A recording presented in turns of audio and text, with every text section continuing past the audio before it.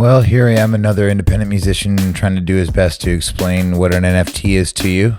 Except for this time, I'm one who actually sold his latest single as an NFT. I really don't know how, but I'll do my best to explain. So if you want to stick around for this video, hit the subscribe and like button. That would be super cool. But let's get into it. I think the best way to explain what an NFT is by explaining how the Mona Lisa works. There's only one Mona Lisa. We all know that. That Mona Lisa hangs in a gallery somewhere and is worth millions and millions of dollars. However, anyone and everyone can make a copy of that Mona Lisa and hang it up in their, pub washroom or in their living room or wherever they would like to hang it and pretend that they have one. The original one is the original one. Now, artists also can make copies, signed and dated copies. So, print number 1, print number 2, 1 through 10 or whatever. NFTs can work the same way, but as a musician, for me, I've just been making a one single copy wave file that is the master copy, basically, that someone can purchase as an NFT. Now, they do not own the rights to the song. They cannot sell the song for right. They own the NFT is what they own. They own the painting. They don't own the rights to the painting. So that's the quickest way that I could explain it. If I could give you guys another quick example, you might remember the WuTang Clan album that came out in 2015. That there was a single copy of that album and it sold to some guy who we all know is an idiot and we don't like. But information in the Wikipedia article shows me that it was actually seized from him and sold as an NFT by the U.S. Department of Justice. Are you kidding me? This is great news for my video. A couple items we're going to need before we start minting our NFT is we're going to need a wallet for crypto and we're going to need an OpenSea profile. Now, these two things are different. The wallet holds your cryptocurrency and or your NFTs, and the NFT profile actually is where is kind of your art gallery where you would sell your works to other people who could purchase them and hang them in their art gallery. I would call OpenSea sort of like a digital art gallery and trading facility. I currently use a Formatic wallet that holds the Ethereum that I sold my NFT in.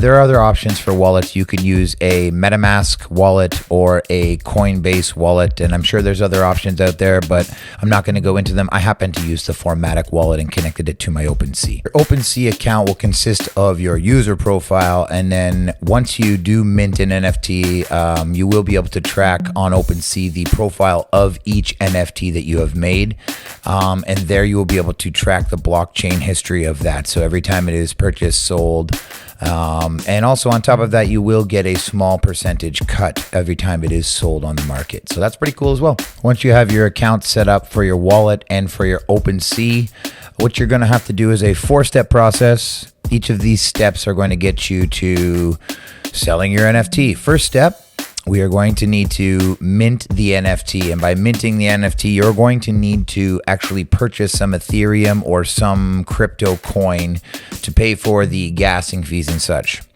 The best thing to do when you're minting an NFT is actually mint it when crypto is at a lower point in its cycle. Buy low, sell high. What you want to do is mint low, sell high. It's just good business practices. So make sure you keep an eye on that. If you have an open window for your release of your NFT, you don't have a very strict window, maybe you could keep your eye on the crypto and then mint it when it is low. Once you've minted your NFT, the next step is listing your NFT. So basically it's hanging it in a gallery with a price tag on it. There's two ways to do this. You can set your price, or you could set an auction where there can be bids on that piece, I just set my price and I sold it for that price. Now, a couple things you want to consider when you're listing is you want to keep an eye on what other things are going for that are, similar to your item. Don't unrealistically price your NFT. Consider it like a painting. If you're an independent painter and you're taking a painting to a gallery, maybe you would want $1,000, $2,000, $3,000, $500, $200. It depends on where you're at, what you think it is worth, and what the buyer thinks it is worth. And that is how art works. The next step is to sell the damn thing, which can be tough. It depends on what your fan base looks like, who is devoted, who is interested in your work, and who finds your work valuable. So what I have done for my one single NFT sale, I'm really don't even know what I'm talking about. So everything I'm saying here, you could disregard and go to another video. But what I did was I set a price, and then I raised excitement about it for the purchaser and for my fan base by saying I will release this song onto all of the streaming platforms such as Spotify, Apple Music, Amazon Music once I sell my NFT. Why is that the case? I felt like the value of the NFT may go up if when it was released on the digital streaming platforms, someone else or everyone else had some interest in the song or the piece of art, and they may go and purchase it from the initial buyer. So it would give them some value into their art. And that was my plan, and that maybe helped me sell my first NFT. So something to consider for you as well. And the final piece of the puzzle will be transferring the NFT over to the new user and receiving your cryptocurrency, which is held in the wallet that you first did at the beginning of this video. It's as simple as that. Once the NFT is sold, it is no longer owned by you. It is owned by the purchaser, and that purchaser can sell it if they wish. They can put a new price on it. They can take bids on it. But everything that they do with your NFT will be tracked on the blockchain. So you will be able to see exactly what happens to your artwork, where it goes. You might even want to purchase it back one day. Who knows? Why do I think this is important for especially independent musicians? You can create something that can't be copied. Like the WuTang album, it's very similar. There's one copy of it, and someone is purchasing that to have it and own it and be proud of it and display it on their wall, display it on their open sea, if you will.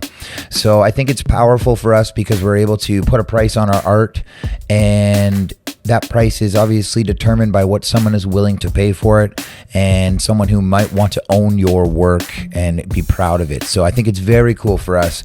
I think I will try to continue to do this for each one of my releases, and that's about it. I mean, this is as simple as I can make it for you guys. It's a short process. If you devote your time and efforts to it, do a little bit of research, make sure you know exactly what you want out of this, and then go for it. Don't get sucked in all the craziness of gorillas and pirate ships being sold for hundreds of thousands of dollars and thinking this is a scam.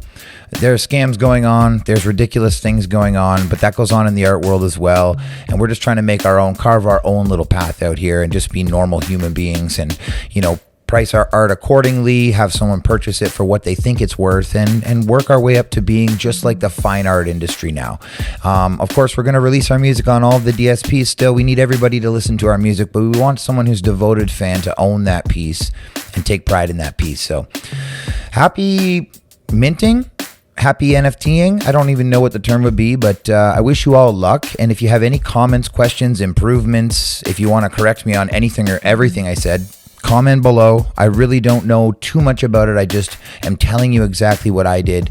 And I wish you all the best out there. Good luck.